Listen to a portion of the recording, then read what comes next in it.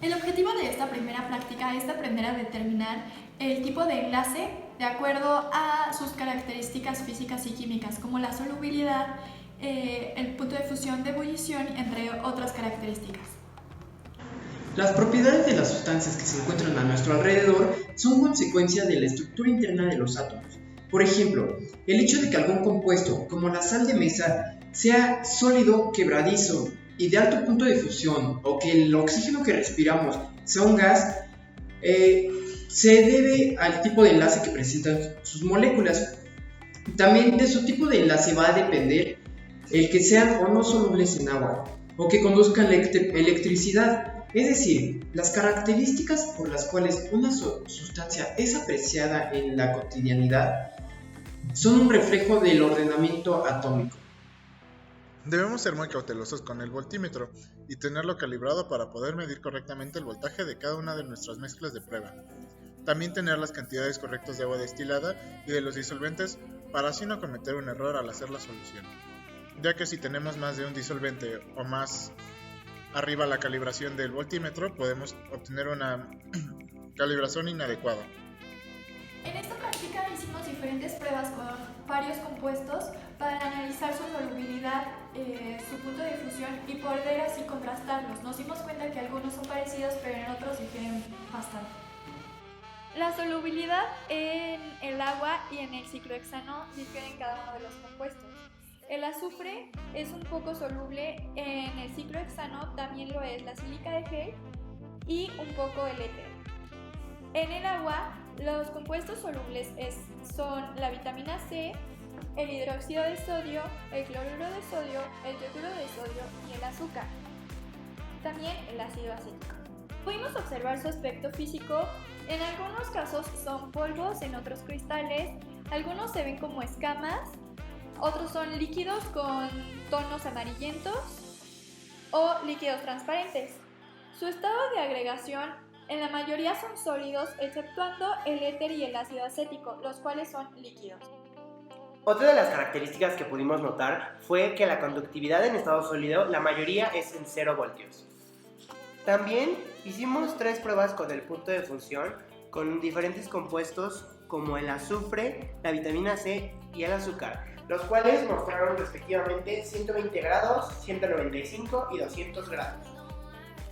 En cuanto a su punto de ebullición respecta, son muy altos, exceptuando el del azúcar, que es de 170 centígrados.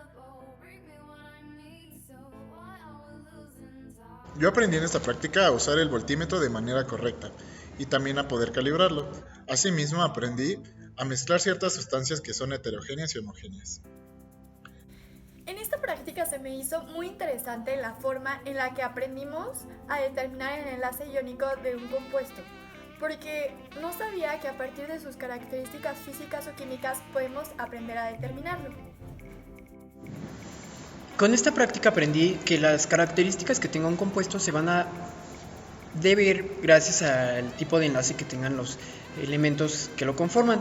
Esto va a dar el punto de fusión, la conductividad y todas esas características.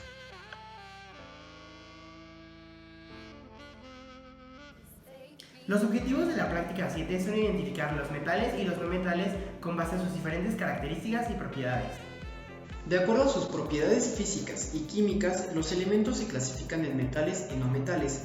En general, los elementos metálicos son sólidos con alto punto de fusión, poseen brillo metálico, son dúctiles, maleables y son conductores eléctricos y térmicos. Los no metales, por el contrario, son líquidos o gases y cuando se presentan en forma sólida poseen puntos de fusión bajos. No conducen la corriente eléctrica y al combinarse con los metales forman iones negativos. En esta práctica exploraremos las propiedades de 8 elementos para efectuar su clasificación como metales o no metales. Resultados. Nos dimos cuenta en esta práctica que los metales como el estaño y el cobre son conductores de electricidad, mientras que los no metales como la limadura de hierro, el zinc y el azufre no tienen esta característica.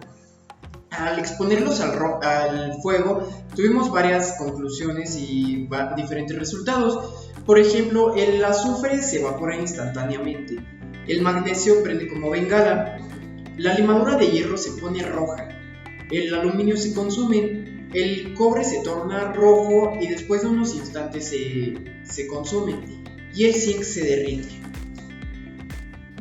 En esta práctica vimos las propiedades químicas de los metales y de los no metales. En el caso de los metales, hicimos una mezcla en ácido clorhídrico y en agua, más el metal, y nos dio diferentes compuestos. Por ejemplo, con el ácido clorhídrico nos dio cloruro de metal más vapor de agua, y con el agua nos dio la base que reaccionaba a través de la fenolftalina, que se tornaba de color rosa. Y con los no metales, a través del calor, hicimos que se formara su óxido, pero no formó el de todos. Por ejemplo, el del zinc, el del cobre y el del fierro no se formó, pero al contrario, con el magnesio y el aluminio sí se formó. En esta práctica obtuvimos resultados exitosos y pudimos determinar si los materiales eran metales o no metales, la forma en la que reaccionan a fuego y cuando están expuestos a otras sustancias.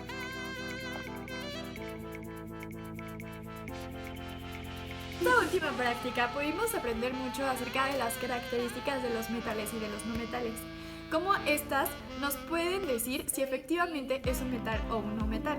Por ejemplo, si es un metal, va a conducir electricidad, y si no lo es, no la conducirá. En mis conclusiones, puedo decir que con esta práctica aprendí que todos los elementos se clasifican en dos, en metales y no metales, y los podemos diferenciar debido a sus características físicas y químicas. También aprendí que los metales, al reaccionar con la fenolftalina, se tornan de un color rosa, y esto significa que están formando un óxido.